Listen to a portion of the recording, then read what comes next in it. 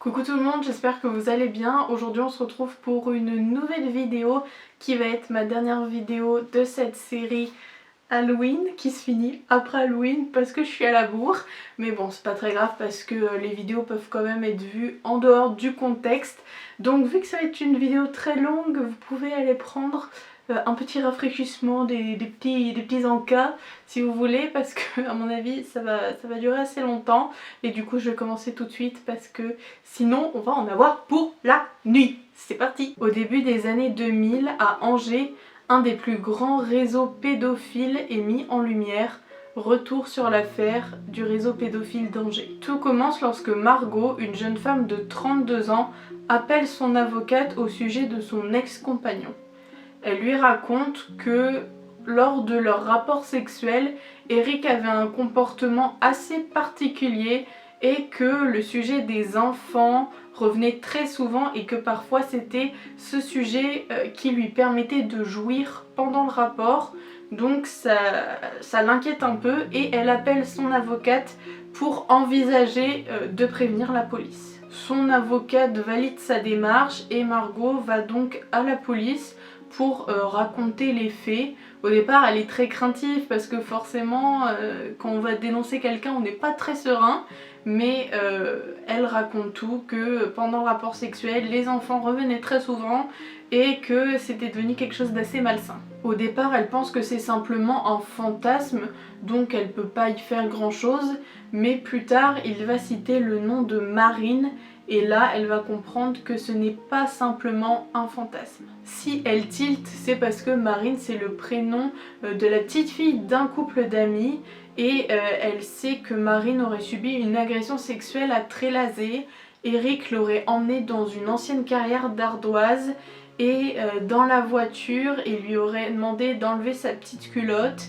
Et il aurait léché le sexe de Marine et aurait demandé à Marine de lui lécher le sien qui était en érection. J'ai oublié de le préciser, mais vous avez vu le titre de la vidéo. Si vous êtes un public sensible, bien évidemment ne regardez pas la vidéo, ne vous infligez pas ça.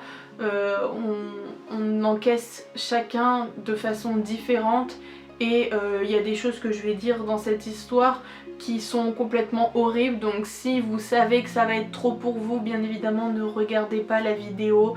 Je pense qu'on sait chacun à peu près nos limites et ne vous faites pas de mal inutilement. Si je regarde par là, c'est que j'ai mes notes parce que je peux pas tout apprendre par cœur sur des grosses affaires comme ça. Donc on sait que Eric est déjà connu des services de police puisqu'il avait été condamné pour avoir abusé une dizaine d'enfants.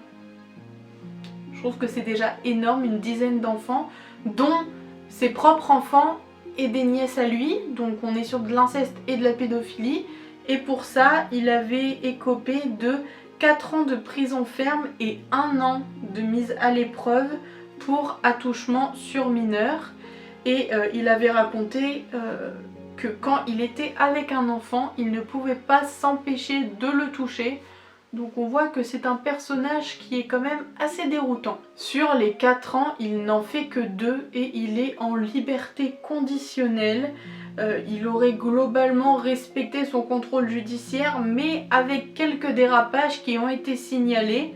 Mais en gros, il est connu des services, mais il n'est pas tellement surveillé. Donc déjà, je trouve ça horrible parce que la personne, elle a abusé de 10 enfants. Dans ses enfants, il y avait ses propres enfants et d'autres membres de sa famille. Et pour ça, c'est que 4 ans. 4 ans. Et il en fait que 2. Il y a peut-être un petit truc qui cloche à mon avis. Mais bon, on verra par la suite que ce n'est pas le seul truc qui cloche. Revenons à Marine. Donc Marine, c'est la fille de Patricia et Franck, leur couple d'amis. C'est une petite fille qui est blonde avec des grands yeux bleus.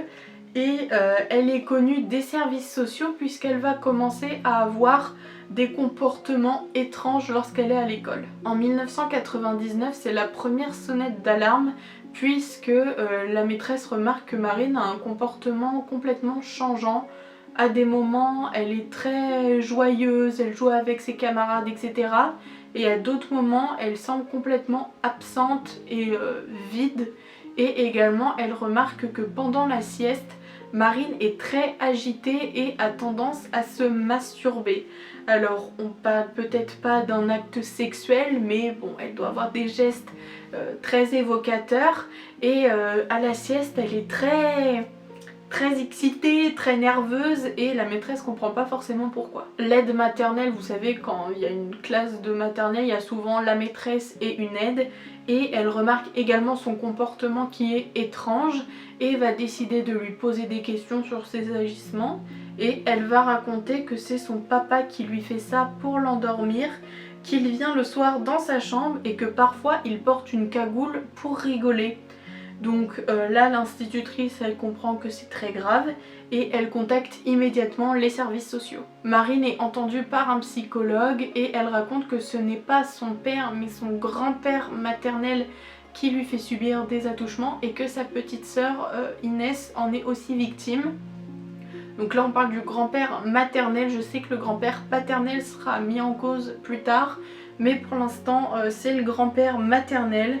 Donc les parents sont convoqués par les services sociaux et la maman de Marine, Patricia, avoue qu'elle aussi a subi des attouchements sexuels quand elle était petite et le grand-père est condamné immédiatement à 6 mois de prison. 6 mois de prison quand tu as attouché ton enfant et tes 2 petites filles, c'est tout à fait normal. Il y a de quoi perdre son calme, je vous le dis. 6 mois plus tard, l'institutrice lance une deuxième alerte puisque Marine a très souvent tendance à rejoindre un de ses camarades de classe qui est également son voisin et lorsqu'ils se retrouvent, eh ben, ils s'embrassent, ils se grimpent plein dessus et ils imitent très fortement un acte sexuel. Donc elle va lui demander, ou l'institutrice va demander à Marine, où est-ce que tu vois ça ? Et elle va répondre que c'était à la maison, maman est dans le salon, elle rit et prend des photos et on est tout nu.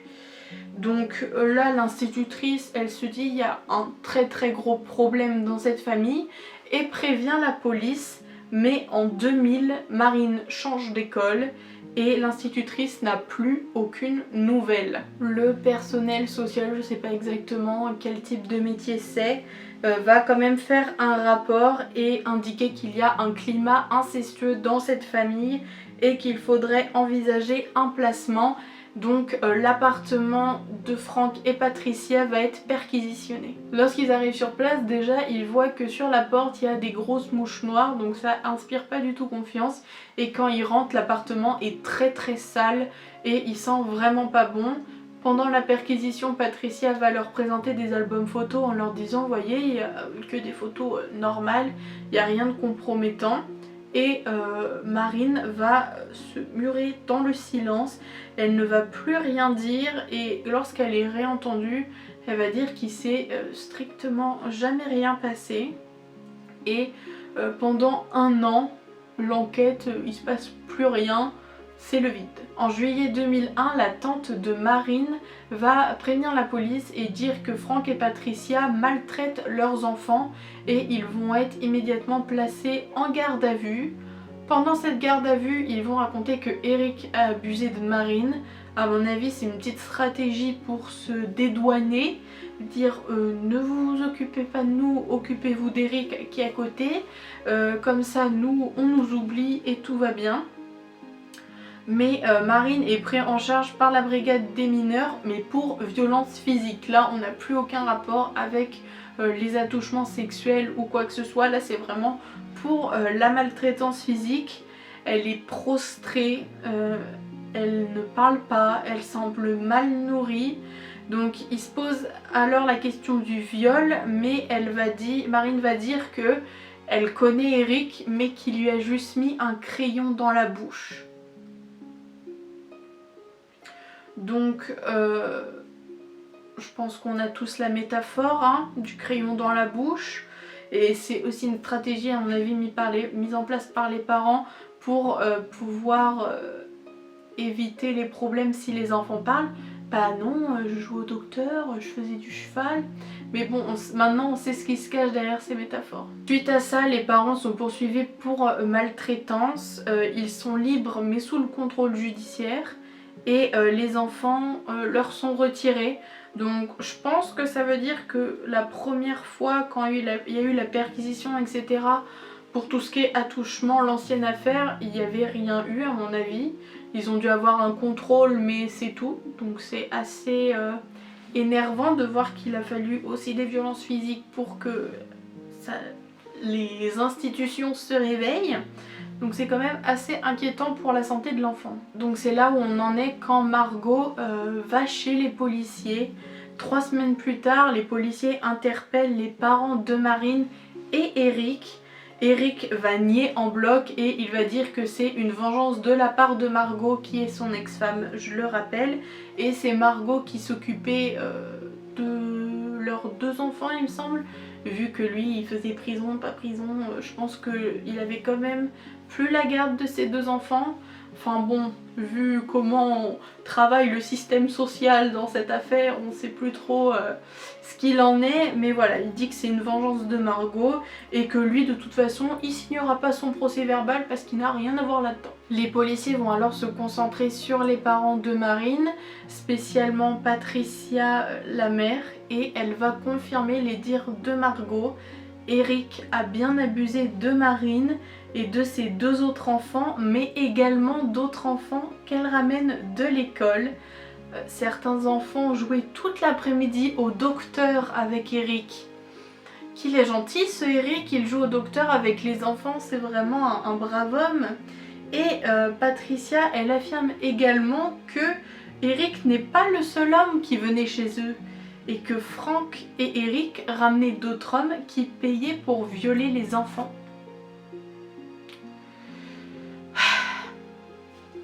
Comment vous dire? Vous imaginez, vous êtes parents, il y a votre voisine qui vient tout gentiment dire « Si vous voulez, je vous ramène votre enfant pendant que vous êtes encore au travail à la sortie de l'école. » Et ben en fait, votre enfant, il va dans son appartement à elle et il se fait violer par plusieurs hommes. Je comprends pas comment en tant que mère, tu puisses faire ça à ton enfant. Je vais dire quelque chose qui peut paraître choquant, mais la violence physique c'est déjà pas beau. Mais les violences sexuelles sur des enfants, ça me... Je trouve qu'on passe limite un cran au-dessus quoi. Parce que c'est des enfants. C'est-à-dire qu'ils sont même pas formés. Comment tu peux avoir du plaisir avec des enfants? Je ne comprends pas. Surtout que c'est des personnes qui ont déjà un passé. Je vais essayer de me calmer pour raconter la suite de l'histoire. Patricia, bien évidemment, se met en place de victime. Elle était obligée de faire ça. Sinon, Franck allait la frapper. Et les policiers vont montrer les aveux de Patricia à Franck. Et il va également lui aussi se mettre à parler. L'avocate de Patricia, elle va lui dire « Tu as fait des choses horribles, nous, notre défense, ça va être la vérité, la vérité, la vérité. » Donc elle dit maintenant Patricia, vous allez faire une liste avec tous les enfants qui peuvent être en cause dans cette affaire et ça va être notre ligne de défense en disant voilà, Patricia elle dit la vérité, elle balance et soyez indulgents avec elle parce qu'elle révèle tout. La police va mettre Franck et Patricia face à face, mais Patricia va demander à ce que Franck sorte de la salle et dire que lui et Eric l'avaient menacée de mort si elle racontait ce qui s'était passé. Au fur et à mesure de l'interrogatoire, elle finit par dire les noms des enfants qui sont impliqués et on finit avec une liste de 18 noms. 18 enfants. 18. Presque 20 enfants qui ont subi ça. Ça me sort par les trous de nez. Même si Patricia joue le rôle de victime, les policiers savent qu'elle jouait quand même un rôle dans cette mascarade, puisqu'elle savait combien d'argent circulait dans la maison. Et donc on sait que Patricia avait un peu un rôle de trésorière de ce petit marché aux enfants. Donc on voit que en fait ce n'est pas la petite Patricia qui est menacée, mais qu'elle a bien participé à ces agissements. Elle dit également que Margot sait tout ce qu'il s'est passé puisque elle a également participé à ces actes-là. Les parents de Marine sont écroués et on demande d'identifier les 18 enfants qui sont sur sa liste et d'interpeller tous les adultes qui sont mis en cause. La première à être interpellée, c'est Margot évidemment, puisqu'elle passe de gentille fille qui vient dénoncer le trafic à membre de cette organisation sinistre. Ensuite, c'est une maîtresse d'Eric, donc son ex-mari, qui est interpellée, qui s'appelle Lydia.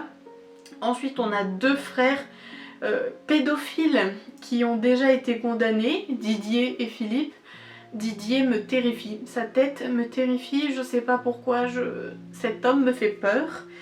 Et ces deux hommes sont déjà en prison pour pédophilie, donc c'est vraiment très rassurant pour la suite. Alors Philippe, il va immédiatement confirmer ce que dit Patricia, alors que Didier, lui, il nie tout. C'est un Eric numéro 2, il dit ah non, moi je connais pas, j'étais pas là, c'est pas moi. En une semaine, la police arrête 3 femmes et 4 hommes et c'est à ce moment-là que la presse va commencer à s'intéresser à l'affaire. Donc j'ai parlé dans mon ancienne vidéo de la relation presse, affaires criminelles ou presse, intervention, quand il y a par exemple des attentats etc, qu'il y a de l'info en continu, si les suspects ou les terroristes suivent, il peut avoir une vision de l'extérieur qui peut porter préjudice aux forces de police. Mais là, le procureur va faire une sortie publique qui ne va pas plaire, puisqu'il va parler de l'affaire. Sauf que dans tous les gens qui sont impliqués, il y a des gens qui regardent quand même la télé. Et il y en a beaucoup qui vont aller détruire des preuves. C'est ce que les policiers suspectent parce que tout le monde raconte que les enfants sont pris en photo, etc. Mais on ne trouve aucune photo nulle part. Donc les policiers déduisent que c'est cette sortie de presse qui va permettre de détruire des preuves. Et également il y a une personne en charge de l'enquête qui va faire un rapport pour dire que la presse devrait se tenir un peu plus éloignée de l'affaire parce que ça peut porter préjudice. Les semaines suivantes, ils arrêtent une quinzaine de personnes et au fur et à mesure qu'on obtient des nouveaux noms de violeurs, on obtient également des nouveaux noms d'enfants. Donc on arrive à un nombre de personnes impliquées dans cette affaire qui est juste énorme. Fin mars, les policiers se rendent compte que toutes les personnes impliquées, elles vivent un peu rapprochées les unes des autres. Certaines habitent même dans le même immeuble, dans le même quartier. Donc on voit que c'est vraiment un groupe assez serré et qui se connaît très bien malheureusement. On compare ce groupe à une toile d'araignée parce qu'il y a machin qui connaît ci, qui violait l'enfant de ci, et puis il y a machin qui était l'ami du frère de lui qui s'occupait de tel enfant, etc. Donc ça fait un peu comme une toile d'araignée et chacun a à peu près des rôles précis, enfin des rôles. On sait que Franck et Eric recrutent des enfants, Patricia elle a limite un pied dans l'école pour les ramener chez elle, il y en a qui servent juste à payer et violer, donc on voit que c'est quand même assez organisé et ça devient terrifiant. Donc au fur et à mesure les langues se délient et on apprend ce qui se passe lors de ces réunions. Donc on raconte que les adultes étaient au salon et que les enfants étaient dans la chambre et que les viols avaient lieu soit à l'écart dans la chambre ou parfois même dans le salon tous ensemble. On se fait une partouze générale avec des adultes, des enfants. C'est vraiment dégueulasse, ça me dégoûte, c'est vraiment affreux. Je ne comprends pas. Cette affaire elle est dégueulasse. Du début à la fin elle est dégueulasse, ça n'a aucun sens. Une femme va même raconter que parfois les femmes étaient au salon en train de boire du thé, du café, etc. et que les enfants étaient dans la pièce et qu'on les entendait crier, pleurer, dire arrête tu me fais mal, je veux plus faire ça, etc. Mais personne ne faisait rien. On apprend également que beaucoup de couples qui n'avaient pas les moyens de donner de l'argent pour violer des enfants, et quand ils venaient à ces partouzes, ils ramenaient des colis alimentaires. Donc en gros, pour violer un enfant, il fallait amener un filet de patates et de poireaux et tout allait bien. Donc tout le monde était content parce que certains étaient très pauvres, donc donner un colis alimentaire c'est plus simple qu'aller retirer des sous.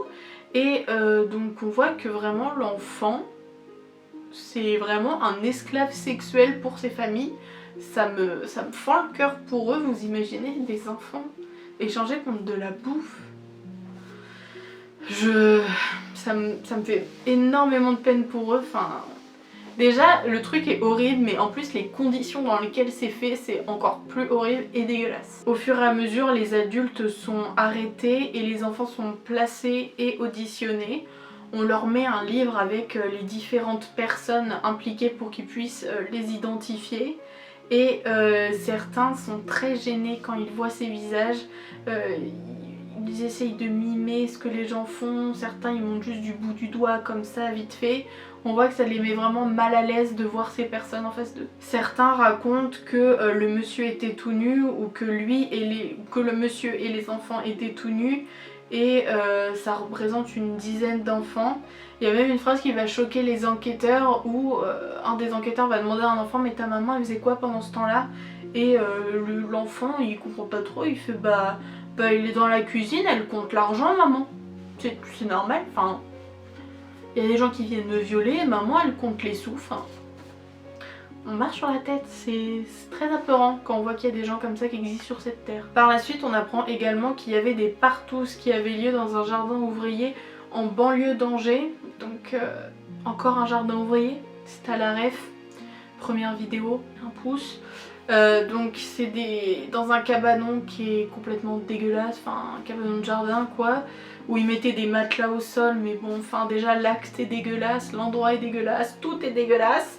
Et ça effraie les policiers parce qu'ils disent si maintenant les viols ils se passent autre part que l'appartement de Franck, ça veut peut-être dire d'autres personnes, d'autres enfants, donc ils sont assez effrayés et le lieu est perquisitionné mais ils ne trouvent rien, donc ça renforce encore leur idée que les preuves ont été détruites. Quelques jours plus tard, la police arrête une certaine Cathy qui est maman de 2 enfants et elle va confirmer cette hypothèse en disant qu'un samedi ils se sont tous réunis pour mettre en commun toutes les preuves, donc que ce soit des photos, des cassettes, des enregistrements, ils ont tout réuni et ils ont tout détruit. Et il y a eu également des menaces si quelqu'un venait à révéler les événements. Fin mars, on fait un constat effroyable, c'est que la liste des victimes représente une trentaine d'enfants entre 6 mois et 12 ans. 6 mois. 6 mois c'est le petit bébé que tu prends comme ça en disant oh il est mignon, boudou, boudou. Comment tu peux avoir des envies sexuelles avec un bébé de 6 mois?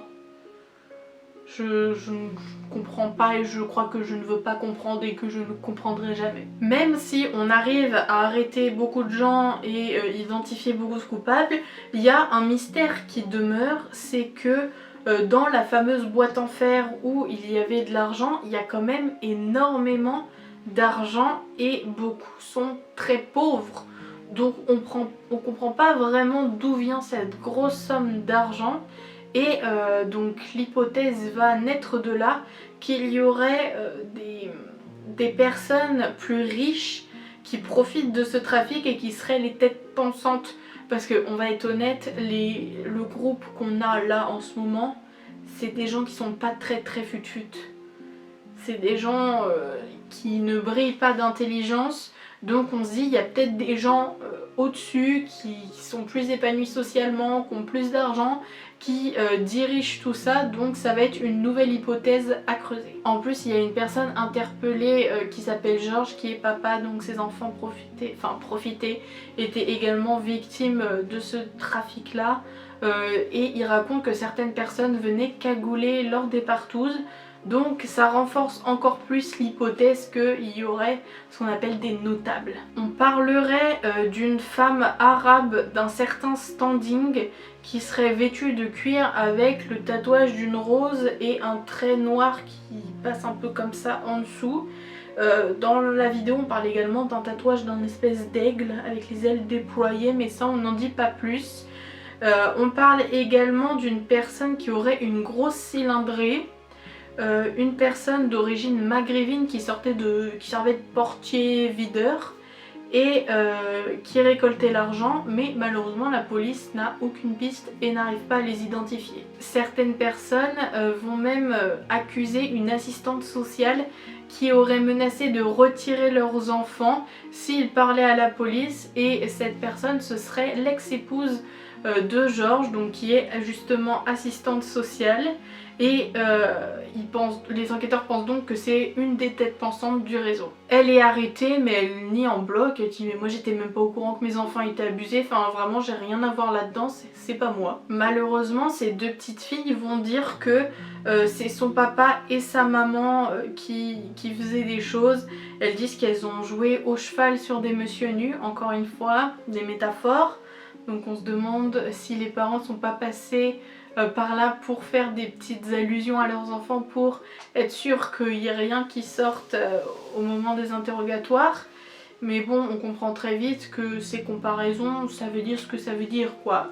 Si on dit que je fais du cheval sur un monsieur nu, c'est qu'il y a un problème quand même quelque part. Et malheureusement, les petites filles continuent de dire que leur mère est impliquée. Donc on ne saura jamais si elle est vraiment impliquée puisque elle nie, mais je trouve ça un peu bizarre, n'empêche, si la mère est impliquée, sachant qu'elle est séparée et qu'elle a plus trop rien à voir.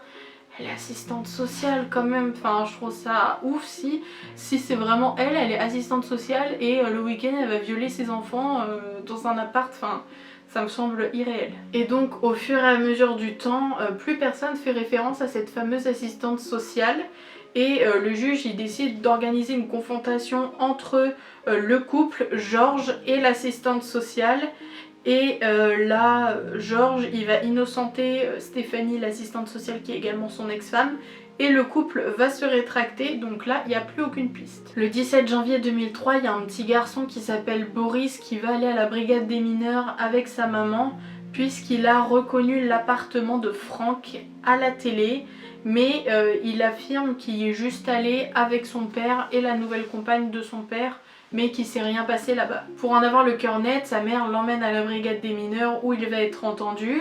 Au début on lui pose des questions diverses, tu fais du sport, quoi ta couleur préférée, vous voyez, pour mettre un peu l'enfant en confiance. Et dès qu'on va lui parler des faits, il va complètement se renfermer sur lui-même, il va se mettre en position du fœtus sur le fauteuil. Apparemment la peur va se lire sur son visage et lorsqu'on va vouloir le prendre en photo, il va se cacher, il va se mettre à crier. Donc on voit qu'il n'est pas du tout étranger à cette affaire. La police arrête donc le père de Boris et sa belle-mère et il raconte que Boris a été brutalisé et violé par plusieurs adultes. Il y a un extrait du témoignage du père de Boris qui est dans le documentaire qui m'a servi à faire cette vidéo. Vous pouvez le lire. Le timecode c'est 54 minutes 20. J'ai préféré ne pas le mettre dans la vidéo parce que c'est vraiment dégueulasse.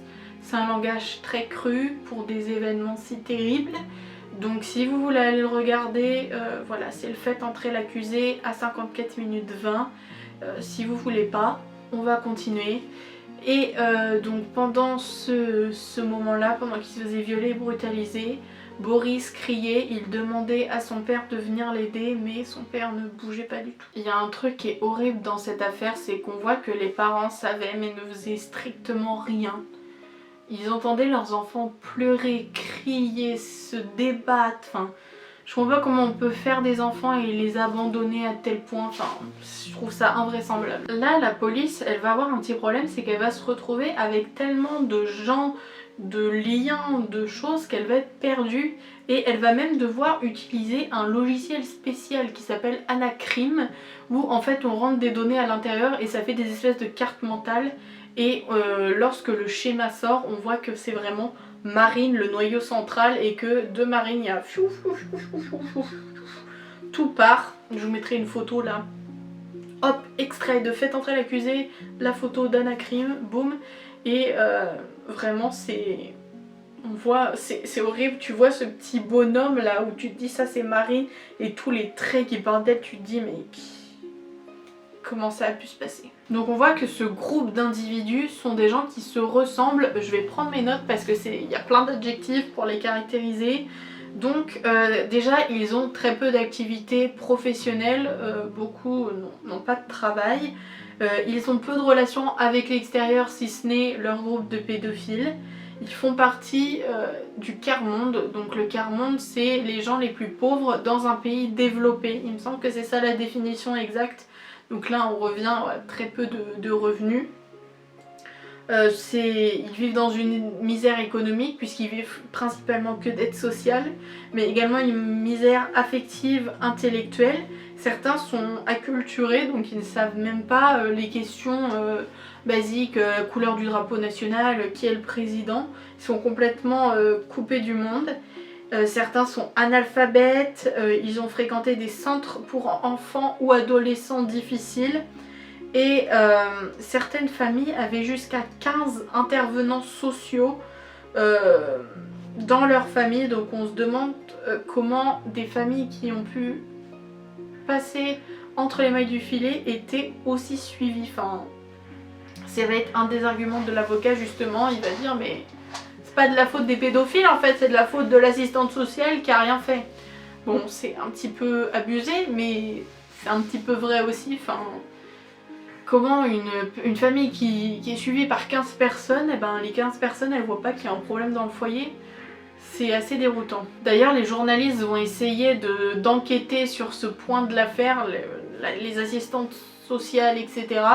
Et personne va vouloir les recevoir. Donc je pense que le personnel social s'est rendu compte qu'ils avaient un petit peu merdé sur ce point là et que c'est un petit peu de leur faute. Comme je disais, l'avocat va utiliser le fait qu'il soit acculturé, etc. comme argument, mais ça tient pas vraiment parce qu'on voit qu'ils ont quand même réussi à s'organiser, à faire un peu tout un plan, toi tu t'occupes de ça, toi de ça, toi de ça, et également en se défendant en disant oui, les gens ils mettaient leurs enfants à faire violer, mais c'était en échange de nourriture, de quoi réparer la voiture, etc. Mais en gros, ils se défendent en disant mais c'était pour acheter de la première nécessité, enfin, c'est pas des monstres non plus. Sauf que on se rend compte que les actes sont quand même immoraux et qu'il n'y a rien qui peut défendre ça. Il y a également des experts qui vont analyser ce groupe d'individus et on voit qu'il y a un petit cercle au milieu et un cercle autour. Le premier cercle, c'est le groupe d'hommes qui est vraiment attiré que par les enfants. Il y a très peu, je crois que l'expert disait qu'il n'avait jamais vu de femme vraiment avec ça en elle, une attirance seulement pour les enfants. Donc généralement c'est des hommes vraiment pédophiles. Et il y a un autre cercle autour de gens qui ont été entraînés. Au début ils n'étaient pas forcément pour, mais ils ont fini par basculer, etc. Et là justement on retrouve les femmes et d'autres individus. Pour justifier la présence des femmes, on parle également d'une possibilité d'alcoolisation, de dépression ou d'un manque affectif.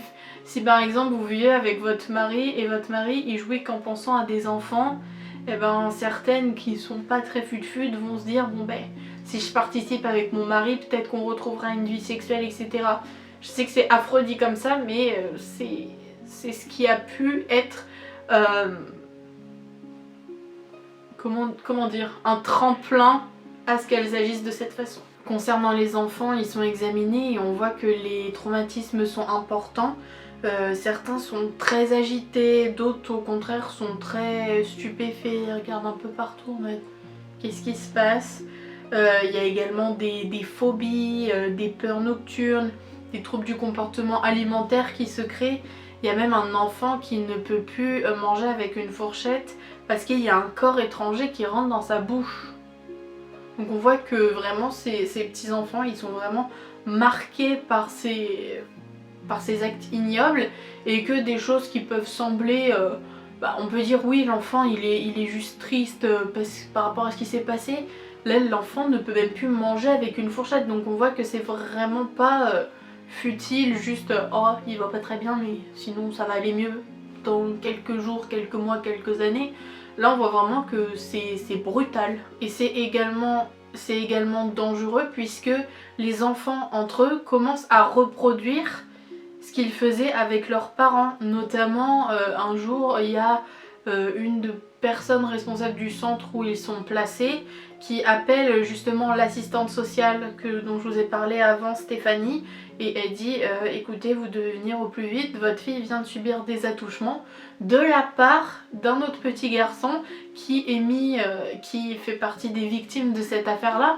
Donc on voit qu'il faut vraiment accompagner les enfants pour qu'ils se rendent compte que ce qu'ils ont vécu dans leur enfance c'est pas normal, c'est pas la réalité et qu'ils ne doivent pas reproduire ce qu'ils ont vécu auparavant. Au moment du procès, on prépare les enfants parce que leurs parents vont être accusés de choses horribles et certains enfants comprennent pas vraiment, ils demandent aux adultes s'ils pourront aller faire un bisou à leur papa et leur maman et on leur dit bah non, ils disent oh bah c'est nul alors, enfin voilà, et on voit qu'ils sont encore, ils aiment encore leurs parents, etc.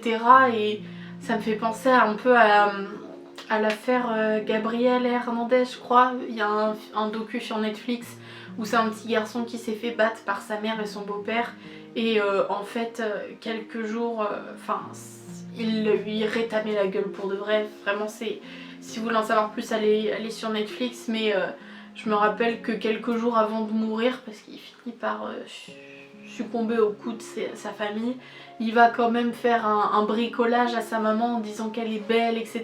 Donc on voit que les enfants, même s'ils vivent des choses horribles, qu'ils ont des traumatismes, eh ben, ils idolâtrent toujours leurs parents et ils les voient vraiment comme leurs héros et ils ont toujours beaucoup d'amour pour eux et ça fend vraiment le cœur de voir comment les parents se comportaient avec les enfants en retour. Au moment du procès, il y a 66 accusés il me semble et on n'a toujours rien sur les fameux cagoulés. Donc on décide de couper l'affaire en deux. D'un côté il y aura le réseau pédophile et de l'autre la fameuse affaire des cagoulés. Donc tous les accusés vont être jugés en même temps, donc il y a une salle qui est aménagée exprès. Donc dans le fond il y a la presse, au milieu il y a les accusés, donc d'un côté les hommes, de l'autre côté les femmes. Et entre chaque accusé il y a un CRS et après ça forme un arc de cercle avec tous les juges, les avocats, etc. Et c'est un procès qui va durer 5 mois, donc c'est quand même assez long. Je sais pas exactement la durée d'un procès en moyenne, mais celui-là il va durer 5 mois. Et donc au fur et à mesure on entend les accusés, et donc le premier c'est le père de Franck cette fois-ci. Et donc on raconte un peu les antécédents de Franck, sa vie. Donc on apprend que quand Franck était petit, donc le père de Marine, je répète un peu les liens parce que c'est assez compliqué à suivre, mais le père de Marine, il vivait dans la rue et mangeait dans les poubelles quand il était petit. Et un jour il va décider de retourner chez son père. Et son père va très bien l'accueillir en le violant et en le donnant à un de ses amis, le prêter. Ils disent même le prêter. Je trouve ça horrible, genre je te prête ma perceuse, je te prête mon fils. Enfin c'est... Il y a de quoi, il y a de quoi s'énerver. Et pendant le procès, les gens vont lui demander mais vous savez ce que c'est le rôle de père? Et là, il va répondre mais vous savez mes enfants j'en ai rien à foutre. Voilà voilà. Donc on voit que le père est vraiment... il s'en fout complètement. Et on voit que Franck a répété ce qu'il avait vécu parce que eh ben, il n'a pas été entouré, il a considéré comme normal ce qu'il vivait avec son père, donc il l'a répété avec ses enfants. Et vu que c'était un des leaders du clan, vous imaginez que si son père n'avait pas mal agi, eh ben, le clan des pédophiles, le réseau du pédophile... J'arrive plus à parler, le réseau pédophile d'Angers serait peut-être moins conséquent si il avait pu guérir de ce traumatisme. Certains accusés sont complètement à côté de la plaque.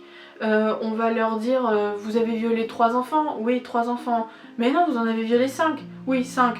Mais non, c'était 6. Ah oui, 6. Et genre ils suivent le courant comme ça. J'avais vu un article aussi où je sais plus si c'était la même affaire, mais en gros les accusés disaient n'importe quoi. Genre on leur demandait de témoigner, ils disaient bah en garde à vous et on te fait dire n'importe quoi, etc. Alors que c'est garde à vue, enfin ils mélangeaient tous les mots et vu qu'on sait que dans cette affaire ils n'étaient pas très fut-fut, eh ben je pense que c'était la bonne affaire, mais enfin on voit que certains sont complètement perdus et ils comprennent pas tout ce qui se passe. Donc le procès piétine parce que c'est un peu n'importe quoi lors des témoignages, et au mois d'avril on va montrer les témoignages des enfants, et là c'est très compliqué, notamment pour la couronne judiciaire, parce que c'est des récits qui sont ignobles, bien évidemment, et qu'il y a beaucoup d'avocats qui craquent mais qui essayent de garder la face parce que ils représentent la justice, etc. Donc c'est assez compliqué, tu peux pas laisser parler tes émotions. Et dans les accusés, c'est quitte ou double, soit les gens sont effondrés, soit on s'en fout complètement. Donc il y a vraiment une différence entre... généralement il y a les mères qui pleurent beaucoup et les pères qui sont plus... c'est pas important quoi. Au moment où Patricia est censée s'expliquer, elle va nier complètement. Alors les avocats vont essayer de parler de Marine, ça va rien changer chez elle. Et c'est quand ils vont parler de la petite sœur de Marine, Inès, que là il va y avoir un déclic et elle va confirmer qu'elle est bien coupable, mais que c'était sous la contrainte. Et ce témoignage il va marquer un tournant puisque ça va délier les langues, spécialement chez les femmes. Et donc après le témoignage de Patricia, ça va encourager d'autres femmes à témoigner, notamment Martine, Margot et Cathy, qui vont se livrer, et là l'ambiance va commencer un petit peu à être tendue puisqu'il va y avoir beaucoup d'insultes, de gestes déplacés, quand on va sortir tu vas prendre cher parce que t'étais pas censé parler. Et à la fin du procès, je vais lire les peines parce que là ça va être trop compliqué de faire alors à la fin du procès il y a 28 ans de prison pour Eric, qui va devenir fou et qui va sauter sur son avocate, qui va même casser une chaise et tout, enfin n'importe quoi. Ensuite 18 ans pour Franck, le père de Marine, 16 ans pour Patricia, la mère de Marine, et c'est donc des peines qui sont inférieures à ce que, je crois que c'est l'avocat général qui réclame ces peines là, donc c'est un petit peu moins. Ensuite les femmes elles obtiennent 8 à 16 ans de prison sans peine de sûreté, 28 ans pour le père de Franck, 18 ans pour Didier, ma phobie, 15 ans pour Georges et un non-lieu pour les cagoulés parce qu'ils vont vraiment rien trouver là-dessus. Par la suite, certains enfants vont dire que parfois leurs parents venaient cagouler, donc si ça se trouve c'était juste des parents qui mettaient des cagoules, on sait pas pourquoi. Mais bon, vu que ça tourne pas rond là-haut, on peut pas tout expliquer. Et aussi ce qui est rassurant, c'est que même si les photos ont normalement toutes été détruites, il y a un CD avec les photos des enfants qui a été gravé et qui a été remis à Interpol, et Interpol ils font de la veille sur les réseaux de pédophiles, etc. Et comme ça, si des photos des enfants réapparaissent, des enfants concernant cette affaire là, ils pourront identifier qui les a mis et peut-être évidemment retrouver un cagoulé. Peut-être que c'est possible, mais bon, cette piste à mon avis elle n'a pas beaucoup avancé depuis. Parmi les accusés, 12 font appel, donc c'est reparti pour un tour cette fois-ci à Nantes. Donc les accusés sont réinterrogés, mais encore une fois ils continuent de nier. Et là, coup de tonnerre, il y a Moïse qui avait été condamné à 18 ans, qui avoue tout ce qui lui a été reproché, donc les participations aux partous et le fait de prendre des photos. Et il va même impliquer Jean-Marc, donc le frère d'Eric, qui lui avait nié tout le long, qui disait qu'il n'avait jamais été là, que c'était pas possible qu'il soit là, etc. Donc là Jean-Marc il va péter un câble, il va sauter sur Moïse, ils vont devoir être séparés, enfin vraiment on voit que c'est des individus qui n'ont aucune limite et savent pas du tout se retenir, hein, pour tous les sens du terme. Ensuite on a Didier qui va nier, et ils vont réussir à le faire craquer en parlant de sa fille. C'est peut-être un petit peu traite, mais enfin, quand il y a un individu qui fait des choses sur des enfants alors qu'il a des propres enfants, tu te dis mais comment c'est possible? Comment tu peux faire à quelque chose que que tu n'aimerais pas qu'on te fasse, je ne comprends pas. Et donc il va finir par craquer quand on parle de sa fille et voilà. Et Eric, lui, il va continuer de nier et là Marine va venir le confronter. Et il va se confondre en excuses. Mais Marine va pas accepter ses excuses, elle va dire, lui il va être en prison mais peut-être qu'un jour il sortira, mais moi, est-ce que ça sortira un jour de moi? Et cette phrase elle résume tout, enfin, on peut pas juste dire je suis désolée à quelqu'un alors que pendant plusieurs années on l'a violée maintes et maintes fois, enfin c'est impossible de se regarder dans un miroir après ça, enfin eux je sais pas mais moi ça me vient même pas à l'esprit. Et enfin après 3 mois de procès, Eric va enfin reconnaître les agressions parce qu'au début il s'excuse mais il ne reconnaît pas. Et là il va finir par reconnaître et heureusement pour Marine parce que je pense que c'était un de ses principaux agresseurs. Et donc à la fin on finit avec des peines, donc 28 ans pour Eric. Didier perd 1 an de prison et Moïse 2, mais sur la globalité, soit les peines étaient identiques, soit elles étaient plus lourdes. Donc on voit que c'est un procès qui a quand même été réussi, puisque il n'y a pas eu de drame, je crois qu'il n'y avait que 2 personnes qui ont été acquittées, mais c'est quand même rassurant de savoir qu'ils vont passer un petit peu de temps en prison. Hein. Je vous rappelle que la dernière fois, Eric il avait été condamné à 4 ans pour avoir touché 10 enfants. Donc là 28 ans ça fait quand même un petit peu plaisir. Pour finir je voulais revenir sur les 3 dysfonctionnements principaux de cette affaire. Premièrement le suivi social qui a été je pense un petit peu bâclé. Je dis pas que la responsabilité est à 100% sur les services sociaux mais il y a beaucoup de familles qui passent à travers les mailles du filet parce que les assistantes sociales ne peuvent pas suivre tout le monde et elles ont beaucoup de familles et que c'est compliqué de tout checker, etc. Donc ça c'était un premier dysfonctionnement. Le deuxième c'est le risque de récidive. On a des procédés chimiques mais par exemple la castration ça empêche l'érection mais si une personne elle veut pénétrer un enfant elle a plein d'autres façons de le faire. Donc ça réduit l'érection mais l'envie elle est toujours là. Donc c'est pas efficace à 100%. En plus on voit Eric il a déjà été condamné, Didier et Philippe je crois ils étaient déjà en prison. Enfin c'est ouf et surtout je sais qu'après ce procès il y en a 2 qui ont récidivé. J'ai vu que c'était 2 frères il me semble. Donc c'est peut-être Didier et Philippe qui ont remis le couvert et on voit que c'est pas normal.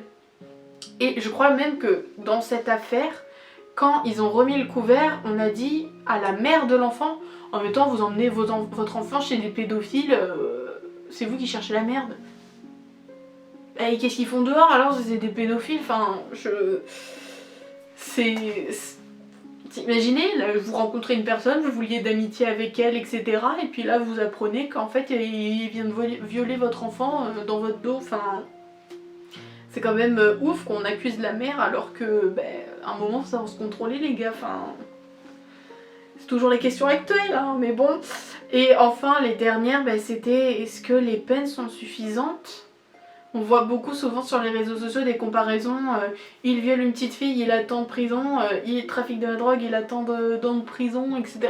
Et ça déclenche toujours les foudres de tout le monde. Mais c'est vrai parce que là on voit 4 ans, il en purge 2. Enfin c'est très peu. Je comprends pas comment on peut faire des actes comme ça et ne pas avoir des peines qui correspondent vraiment, parce que là comme elle le dit Marine, on voit beaucoup de victimes de viol qui disent moi j'ai pris perpète, et c'est vrai parce que elles n'auront jamais la vie qu'elles seraient censées avoir si leur bourreau avait été puni en adéquation avec les actes. Donc voilà, si vous voulez continuer à réfléchir sur ces questions, n'hésitez pas, hein, ça ouvre l'esprit. Mais voilà, c'était la fin de cette vidéo. Je suis un peu triste d'arrêter ces vidéos true crime, mais en même temps je suis un peu soulagée parce que c'est des vidéos qui sont très longues à préparer et là je vais pouvoir en faire plus. enfin plus régulièrement du moins, parce que je vais plus avoir beaucoup à réfléchir, etc. Donc ça va être un petit peu mieux. Donc voilà, je referai sûrement des vidéos de True Crime dans pas longtemps.